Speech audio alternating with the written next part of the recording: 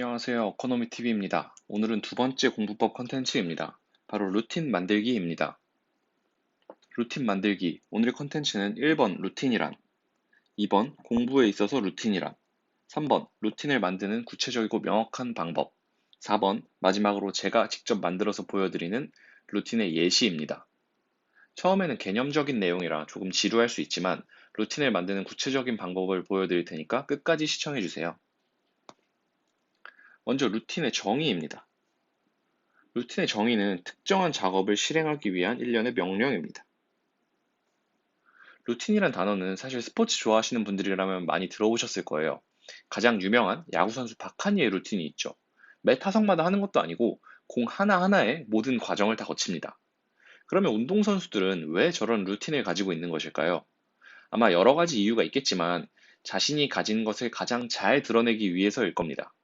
매번 같은 행동을 반복한다는 것은 익숙함의 정도를 올려주고 더 나은 결과를 만들 수 있게 해주기 때문이죠.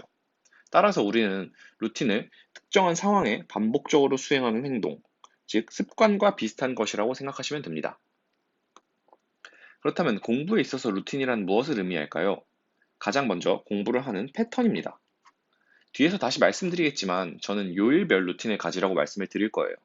월요일에는 언제 공부하고 화요일에는 언제 공부하고와 같은 루틴인 것이죠.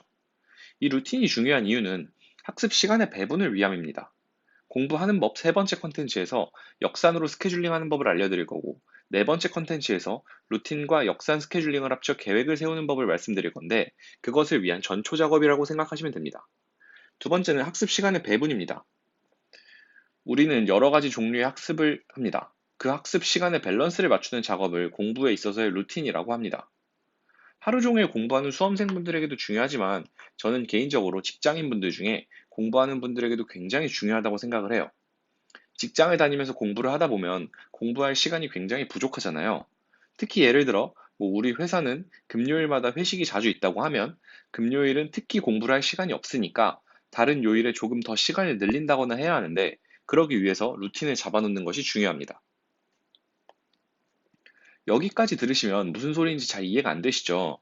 지금부터 구체적이고 명확하게 루틴을 만드는 방법에 대해서 설명을 드리겠습니다. 가장 먼저 큰 틀은 요일별, 범주별, 학습 시간을 체크한다는 것입니다. 이것을 기억하시면서 들으시면 편할 거예요. 스텝 1. 학습량을 범주화한다는 것입니다. 나중에 다시 설명드릴 기회가 있겠지만 범주화, 영어로 카테고라이즈는 공부에 있어서 굉장히 중요한 요소입니다. 같은 것을 같은 것으로 묻고 같은 것으로 보는 것 자체가 공부의 효율성을 굉장히 높여주거든요. 지금은 그런 학습 내용에 대한 범주화보다는 공부 방법에 대한 것을 범주화하는 것을 의미해요. 예를 들어 아직 학생이라면 학교 수업, 학원 강의, 인터넷 강의, 자습 등이 있을 거예요. 여기서는 내가 어떤 방법으로 공부를 하지? 라고 생각해서 내가 하는 모든 방법을 범주화만 하시면 됩니다. 다음은 스텝 2입니다. 스탑워치를 이용하여 공부 시간을 체크하는 것입니다. 스탑워치를 이용해서 공부 시간을 체크한다는 것은 아마 많이 들어보셨을 거예요. 많은 분들이 말씀하시는 건 진짜 공부하는 시간, 그러니까 내가 집중한 시간을 체크해서 비효율적으로 공부 안 하는 시간을 줄이라는 말씀입니다. 저도 그 말에 적극 동감하지만 적어도 지금 단계에서는 내가 진짜 집중하는 시간이 아니라 공부할 수 있는 시간을 체크하는 것이 중요합니다. 그래야 내가 계획할 수 있기 때문이에요. 지금 루틴을 만드는 이유는 결국 구체적이고 실현 가능한 계획을 만들기 위함입니다. 내가 공부할 수 있는 시간을 조금은 러프하게 스탑워치를 사용해서 체크해 주세요. 그리고 스텝 1에서 직접 범주화한 항목에 맞게 공부 시간을 기록해 주시면 됩니다.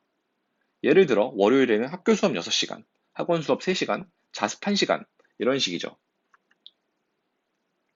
다음은 스텝 3입니다. 이러한 행동을 2주 정도는 반복을 해주세요.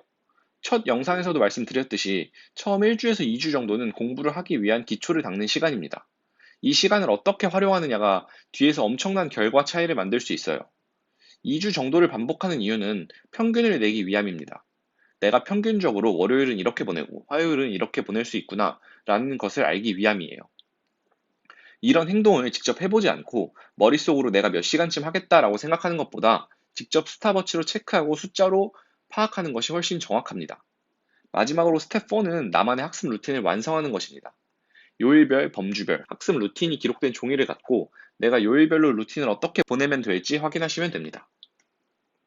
마지막으로 제가 만든 루틴의 예시입니다. 전업 수험생을 기준으로 시간 계획을 잡았고 기록을 한 것이에요. 크게 범주는 학원, 인강, 자습으로 나눴고 월요일부터 토요일 오후까지 공부하는 시간을 파악했습니다.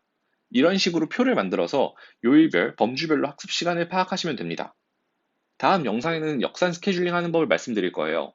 오늘 말씀드린 루틴이 잡혀 있고 다음 영상에서 말씀드릴 역산 스케줄링을 하신다면 정확한 계획을 세우실 수 있을 겁니다.